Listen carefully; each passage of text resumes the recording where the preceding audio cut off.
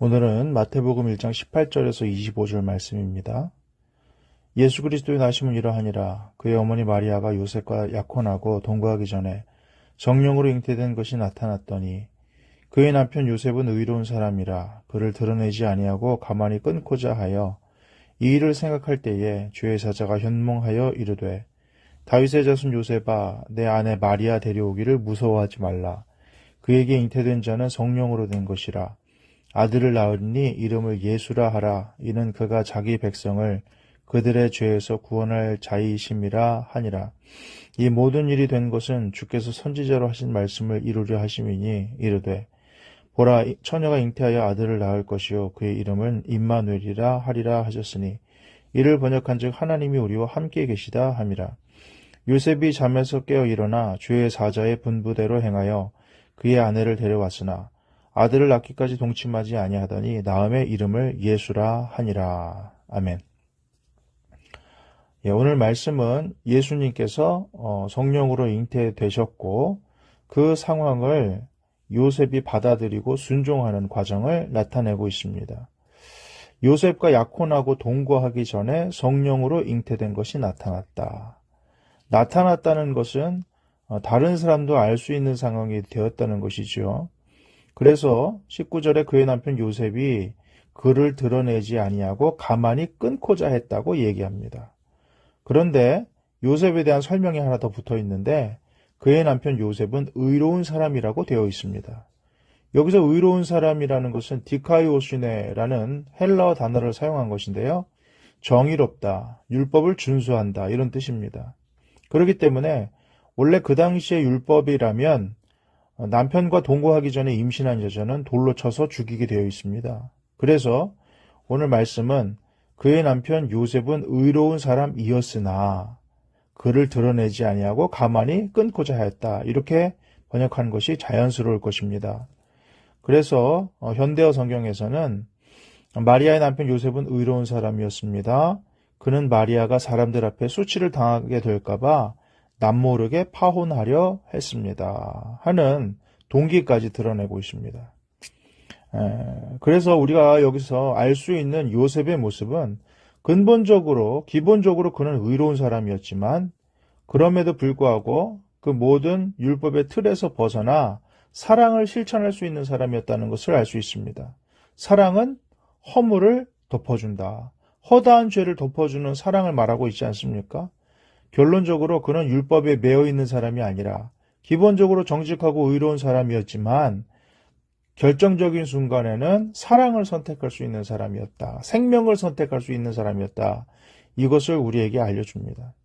우리가 율법주의자가 돼서는 안 되겠지요. 율법을 지키고 그 안에서 하나님을 경외하며 살아가는 것이 너무 중요합니다. 그럼에도 불구하고 사랑의 사람이 되어야 되고 생명을 지키는 사람이 되어야 된다.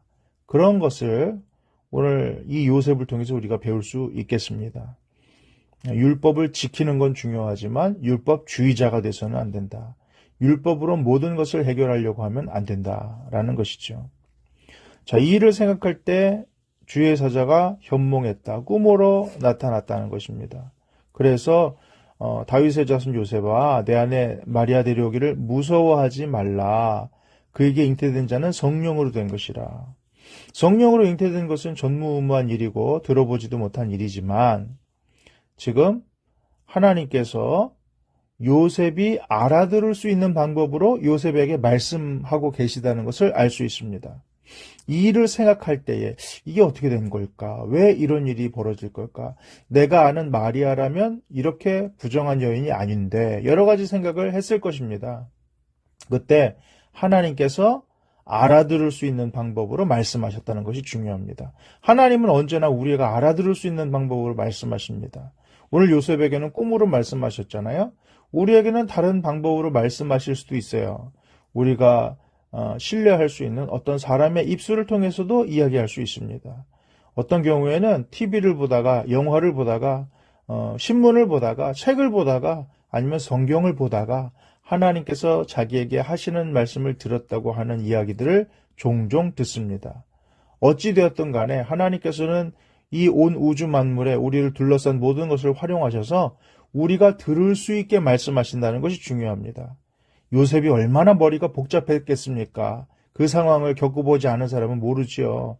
얼마나 답답하고 복잡한 마음이었겠습니까? 남에게 잘 안 들어옵니다.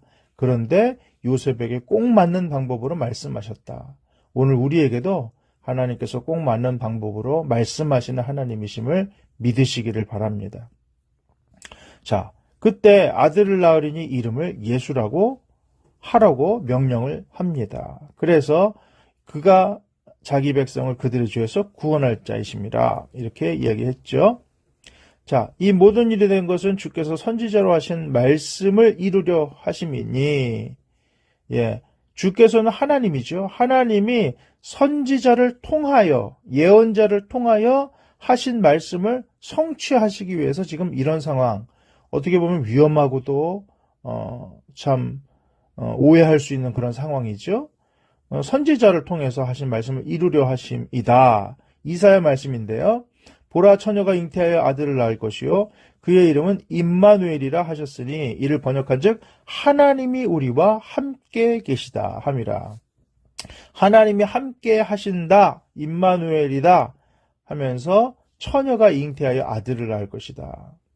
성령으로 말미암아 잉태가 되고 그것이 바로 하나님이 함께 하신다는 표징이 된다. 이런 이야기입니다. 자, 이야기를 듣고 나서는 요셉이 잠에서 깼습니다.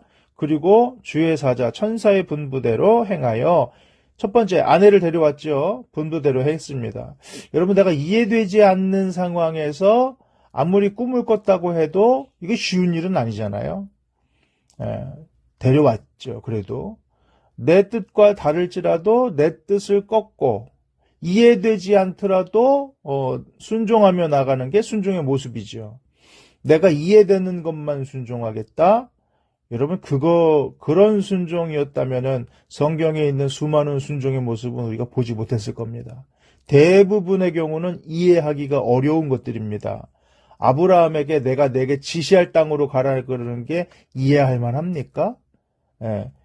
기드온의 300용사 있지 않습니까? 다 내보내, 10,000명 넘는 사람 다 내보내고 300명 남기라는 게 말이 됩니까? 12만 명 넘는 미디안 군사랑 싸우는데 300명하고 싸우고 또 무기도 가져가지 말고 항아리에다가 나팔에다가 횃불을 준비해가지고 싸우라는 게 우리 생각으로 얼토당토하지 않은 생각이지 않습니까? 그러나 순종했을 때 기적이 일어났습니다. 성경의 수많은 이야기들이 이해할 수 없는 사건에 순종했을 때 기적이 일어났습니다. 오늘 요셉도 마찬가지죠. 이해할 수 없는 그 상황이지만 하나님의 메시지는 확실합니다. 그래서 순종했 그 아내를 데려왔죠. 그리고 25절에는 아들을 낳기까지 동침하지 않았다는 거예요. 여러분, 아들을 낳기까지 동침하지 말라 이런 얘기는 없었어요. 근데 두 가지는 얘기했습니다. 아내를 데려오는 것, 그리고 이름을 예수라고 짓는 것. 지금 이거는 다 순종했습니다. 그런데 한 가지가 더 있었어요. 아들을 낳기까지 동침하지 않는 것. 여러분, 이게 천사가 얘기한 것도 아닙니다. 그리고 한참 혈기왕성한 그런 나이의 젊은이가 같이 아내를 데리고 왔는데 동침하지 않는 것도 쉽지 않습니다, 사실은. 그런데 그가 이렇게 하는 이유가 뭔가요? 그의 순종은 완전하고도 온전한 순종이었기 때문입니다. 우리는 하나님께서 하라고 그러는 거 그것만 억지로 딱 맞춰서 그 외의 것은 어떻게든지 내 마음대로 해보려는 성향이 있습니다. 어떻게든 즐겨보려고 하는 성향이 우리 안에 있습니다. 많은 사람들이 순종한다고 하면서도 자기 하고 싶은 대로 하더라고요.